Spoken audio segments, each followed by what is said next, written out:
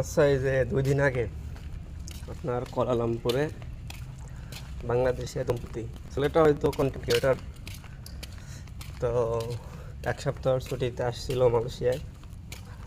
তো এয়ারপোর্ট থেকে বাসায় যাওয়ার পরে বাসায় যাওয়ার সময় তো একটা মদ্যপান করা সেনা কর্মকর্তা হয়তো হইতে পারে, তার গাড়ি ধাক্কা দেয় এবং সেইখানে সেই ছেলেটা মারা যায়। তো এর জন্য দেখলাম সেইখানে সেনা কর্মকর্তার বিরুদ্ধে হত্যা মামলা দায়ের হয়েছে। আর এই দেশের প্রতিমন্ত্রী পর্যন্ত আশ্বাস দিছে যে এটা বিচার হবে।